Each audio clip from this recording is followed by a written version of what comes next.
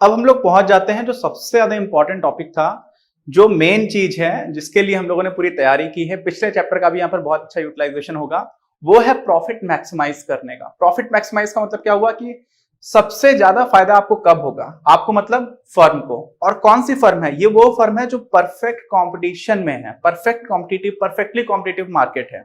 तो ऐसी स्थिति में हम लोग प्रॉफिट मैक्सिमाइज करना चाहते हैं।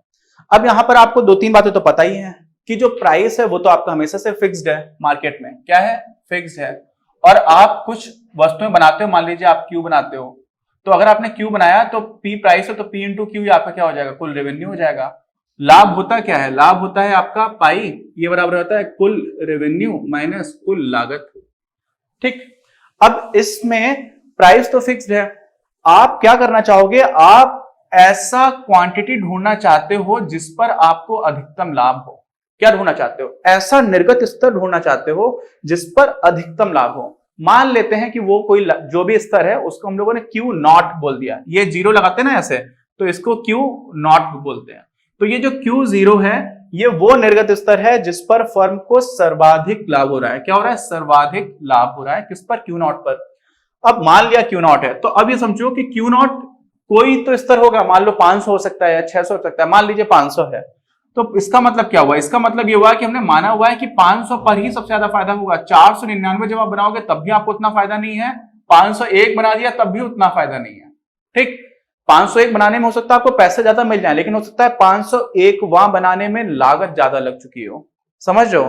तो लागत ज्यादा होगा, उतने पैसे नहीं मिले तो फिर नुकसान हो जाएगा। आप यहाँ टोटल रेवेन्यू की बात नहीं कर रहे हो, हम टोटल रेवेन्यू मैक्सिमाइज करने की बात नहीं कर रहे हैं, हम लोग बात क्या कर रहे हैं, पाई को मैक्सिमाइज करने की। भाई टोटल रेवेन्यू तो सीधा सीधा आप जितनी भी वस्तु बढ़ाते जाओगे बढ़ता चला जाएगा, लेकिन वो आप कितने में बना पा रहे हो वो बहुत महत्वपूर्ण है। तो हम लोग क्या कर रहे हैं, यहाँ पर पाई निकाल रहे हैं, हम लोग टोटल रेवेन्यू नहीं मैक्सिमाइज कर रहे हैं, ये total revenue minus total cost, इसको मैक्सिमाइज करने की बात कर रहे हैं, इसको बढ़ाने की बात कर रहे हैं। अच्छा, अब क्या हुआ, क्यू नॉट क्या है, किसके बराबर है, क्यू नॉट कितना है, यही तो पता करना है। क्यू नॉट हमने मान लिया। अब क्यू नॉट जब हमें ऐसी स्थिति होगी उसमें तीन कंडीशंस मैच की जानी चाहिए। मतलब क्या हुआ समझो, बहुत इंपॉर्टेंट है, बहुत ही इंटरेस्टिंग है। हमें क्यू नॉट निकालना है, क्यों? क्योंकि वो उसी पे सबसे सारा प्रॉफिट हो रहा है। तो वो तब होगा जब ये तीन कंडीशंस फुलफिल हो रही हो, ये तीन शर्तें पूरी हो रही हो।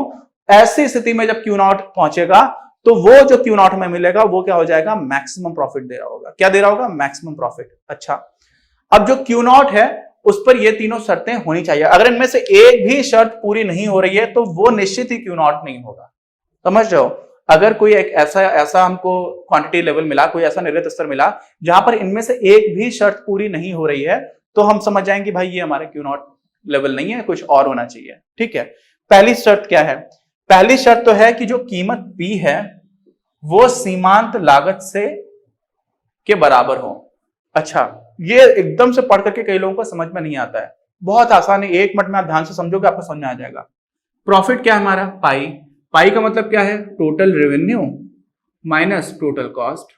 अच्छा, अब ये सोचो कि हमें तो पाई बढ़ाना है, ये बढ़ाना है, ये तब बढ़ेगा जब आपका टोटल रेवेन्यू बढ़े और आपका टोटल कॉस्ट जो है वो उतना ना बढ़े।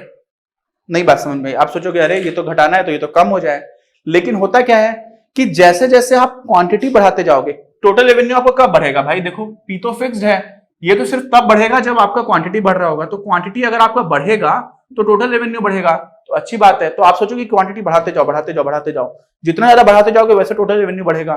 तो ये तो एकदम स्ट्रेट फॉरवर्ड होगा कि आपको क्वांटिटी बढ़ानी है।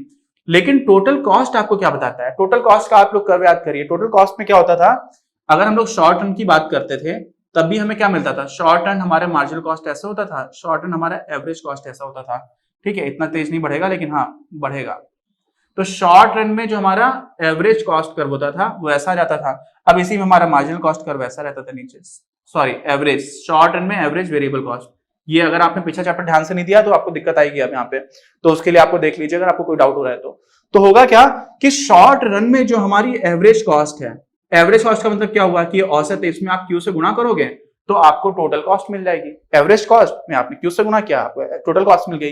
तो शॉर्ट रन में अगर आपको टोटल कॉस्ट निकालनी है तो क्या हो जाएगा, SRAC इंटू क्यू। अब आप क्यू तो बढ़ा रहे हो, साथ में देखो पहले तो शॉर्ट रन एवरेज कॉस्ट कम हो रही है, लेकिन एक लेवल के बाद से बढ़ना स्टार्ट हो जा रही है। क्या हो जा रही है, एक लेवल के बाद से बढ़ना स्टार्ट हो जा रही है। इसका मतलब क्या हुआ कि टोटल कॉस्ट हो सकता है एक लेवल तक कम हो। क्यों, क्योंकि शॉर्ट रन एवरेज कॉस्ट तो कम हो रही है, उसमें एक क्यू तो बढ़ रहा है लेकिन एक चीज कम भी हो रही है, तो हो सकता है कम भी हो रही हो, कम हो रही है ज्यादा हो रही है, अपने को वो नहीं मतलब है। अपने को क्या मतलब है कि जो शॉर्ट रन एवरेज कॉस्ट है उसको जब आप क्यू से मल्टीप्लाई कर दे रहे हो ना, तो अगर ऐसा एक लेवल आता है कि अगली इकाई के लिए जो कॉस्ट आ रही है, अगली इकाई बनाने के लिए जो कॉस्ट आ रही है, उसी को हम लोग क्या बोल देते हैं, मार्जिनल कॉस्ट। क्या बोल देते हैं, मार्जिनल कॉस्ट। और मार्जिनल कॉस्ट का कर्व तो आपका ये है, शॉर्ट रन में MC, short SRMC, short run marginal cost. अब शॉर्ट रन मार्जिनल कॉस्ट अगर ऐसे समझो कि अगली इकाई बनाना आपको महंगा हो गया और आप उतने पैसे लेकर के नहीं आ पाए, क्या हो गया भाई, आपका यहां पर टोटल रेवेन्यू बढ़ता जा रहा है जैसे जैसे आप क्वांटिटी बढ़ाओगे। क्यों, क्योंकि अगली इकाई के लिए आपको कितने पैसे मिलेंगे, P मिलेंगे यहां पर। क्यों, यही आपका मार्जिनल रेवेन्यू है। समझे बात, हम लोग जब परफेक्ट कंपटीशन की बात करें तो मार्जिनल रेवेन्यू हमारा क्यू के बराबर, सॉरी P के बराबर ही है, प्राइस ही हो गया है। तो अगर आपको अगली इकाई बना करके बेचने में P रुपए मिल रहे हैं, तो आपको क्या चाहिए कि अगली इकाई बनाने का जो खर्चा है वो P से कम हो, तभी तो आपको प्रॉफिट मैक्सिमम होगा। ठीक है, तो हो क्या रहा है कि हर लेवल पर मार्जिनल रेवेन्यू अगर मार्जिनल कॉस्ट से कम है, यानी कि पहली इकाई में आपको फायदा हुआ, दूसरी इकाई के लिए भी अगर मार्जिनल रेवेन्यू ज्यादा है, मार्जिनल कॉस्ट कम है तो फायदा हुआ, लेकिन कॉस्ट तो बढ़ती जा रही है और आपका मार्जिनल रेवेन्यू जो है वो फिक्स्ड है क्योंकि प्राइस के बराबर है। तो जैसे जैसे मार्जिनल कॉस्ट प्राइस तक पहुंचेगी, प्राइस यहां पर क्यों, क्योंकि प्राइस बराबर है मार्जिनल रेवेन्यू के, तो जैसे ही प्राइस पर पहुंच जाएगी वो क्वांटिटी लेवल हमें ऐसा मिलेगा जहां पर हमारा सबसे ज्यादा प्रॉफिट हो रहा होगा। आई बात समझ में। तो यहां से हमको टोटल कॉस्ट वाली बात है, उसमें हम लोग क्या देखेंगे, हम लोग देखेंगे मार्जिनल कॉस्ट की बात करेंगे। अब आपको समझ में आना चाहिए कि भले ही हमें यहाँ पर पाई में सारी चीजें ऐसे दिख रही हैं, टोटल रेवेन्यू से हम टोटल कॉस्ट घटाते हैं, यही होता है, लेकिन प्रॉफिट मैक्सिमाइज कब होगा, जब हम अगली इकाई से जितना पैसा कमा पाए उतना पैसा हमें क्या करना पड़े, खर्च ना करना पड़े वो बनाने में। लेकिन हो क्या रहा है कि अगली इकाई से जो हम बना पा रहे हैं वो तो हमेशा निश्चित है भाई, वो तो आपका हमेशा ही इस तरह का कर्व बना हुआ है, हमने देखा था पिछले वीडियो में। लेकिन जो मार्जिनल कॉस्ट का कर्व आ रहा है वो भाई ऐसे चलता चला जा रहा है। तो हो क्या रहा है, अगर आपने मान लीजिए यहाँ पर आपको 10 रुपए मिल रहे थे और यहाँ की जो लागत आई थी वो 5 ही रुपए आई थी, ऐसे ऐसे कम बनती आ रही है, तो आप 10 रुपए में चीज बना रहे हो, 5 रुपए आपकी 5 रुपए में बना रहे हो, 10 रुपए में बेच रहे हो, तो आपको 5 रुपए का फायदा हो गया। और क्या हो रहा है, धीरे धीरे और घटता जा रहा है, फिर यहां से बढ़ना भी स्टार्ट हुआ। तो ऐसा नहीं है, ये मान लीजिए 4 रुपए ही हो रहा था तो 4 के बाद से फिर बढ़ना स्टार्ट हो गया, लेकिन अभी भी 10 से कम है, तो भले ही आप 9 रुपए में बना पा रहे हो और 10 में बेच पा रहे हो, तब भी आपको एक का फायदा हुआ ना। तो टोटल प्रॉफिट मैक्सिमाइज करने के लिए आप तब तक चले जाओगे जब तक ये वाला जो शॉर्ट रन मार्जिनल कॉस्ट है, ऐसे समझ लो कि वो एकदम बराबर नहीं हो जाता। तो हम लोग क्या मान लेते हैं कि शॉर्ट रन में जो मार्जिनल कॉस्ट है वो आपके प्राइस के बराबर हो जाना चाहिए। क्यों, क्योंकि प्राइस जो है वो आपका मार्जिनल रेवेन्यू के बराबर है। अब शॉर्ट रन और लॉन्ग रन हटा दो, यहाँ पर आप सिंपल सोचो कि जो मार्जिनल कॉस्ट है वो प्राइस के बराबर हो जाएगा जिस टाइम पर। वैसे तो नीचे ही रहना चाहिए, नीचे होते होते होते जैसे ही बराबर हुआ, क्योंकि उसके बाद तो फिर मार्जिनल कॉस्ट बढ़ जाएगा, तो फिर आपको नुकसान होना स्टार्ट हो जाएगा। जैसे ही कॉस्ट ज्यादा हो जाए, आप 10 रुपए में बेच पा रहे हो और बना पा रहे हो 12 रुपए में, तो आपको अगली इकाई पर 2 रुपए का नुकसान होने लगेगा। और टोटल प्रॉफिट मैक्सिमाइज करने के लिए आप ऐसा लेवल पिक करोगे कि आपको प्रॉफिट होता रहे, प्रॉफिट होता रहे, प्रॉफिट होता रहे, फिर प्रॉफिट होते होते अगली इकाई एक ऐसी है कि जहां पर आपको प्रॉफिट 0 हो गया, तो मार्जिनल रेवेन्यू मार्जिनल कॉस्ट के बराबर हो गया। अब इसमें कंफ्यूजन कहां पर होता है, कई लोगों को लगता है कि यार मार्जिनल रेवेन्यू को मार्जिनल कॉस्ट के बराबर क्यों जाना चाहिए, मार्जिनल कॉस्ट कम रहनी चाहिए ना, अगली इकाई के लिए जो लागत है वो कम हो तभी तो आपको फायदा होगा।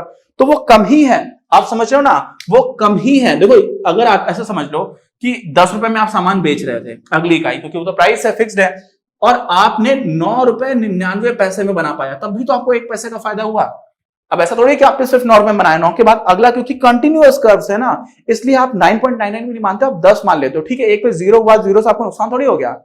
अगर आपने 10 रुपए में बनाया, 10 रुपए में ही बेचा, तो आपको नुकसान तो हुआ नहीं, लेकिन उसके ऊपर अगर चला जाएगा तो फिर नुकसान होना स्टार्ट हो जाएगा। तो उस लेवल तक का हम पूरा प्रॉफिट ले जाएं, ये जो एकदम पास तक जा रहे हो ना, वो पूरा का पूरा कवर हो जाए, इसलिए वहां पर बराबर लेकर के आ जाते हैं। नहीं तो नॉर्मली क्या रहता है, आपको प्रॉफिट तब होता है जब मार्जिनल कॉस्ट है वो आपका कम होता है मार्जिनल रेवेन्यू से, और बढ़ता जाता है, बढ़ता जाता है, बढ़ता जाता है, जिस पॉइंट तक बराबर हो जाए। तो जो बराबर वाला पॉइंट है, ये वो पॉइंट होगा, ये वो क्वांटिटी देगा जिस पर प्रॉफिट मैक्सिमाइज हो रहा होगा, और वही तो हमें चाहिए। हम ये थोड़ी कह रहे हैं कि हमें किसी एक इकाई के लिए प्रॉफिट की बात कर रहे हैं, हम तो वो निर्गत स्तर निकालना चाह रहे हैं जिस पर हमारा प्रॉफिट मैक्सिमाइज हो रहा है, तो वो क्या है हमारा क्यू नॉट था। और उसके लिए जो पहली कंडीशन थी कि कीमत पी सीमांत लागत के बराबर हो, तो कीमत पी क्यों हो गया यहां पर, क्योंकि पी जो है वो मार्जिनल रेवेन्यू के बराबर है। हम लोगों ने प्राइस से बात नहीं की थी, हम लोगों ने बात यहां पर मार्जिनल रेवेन्यू से कर रखी है।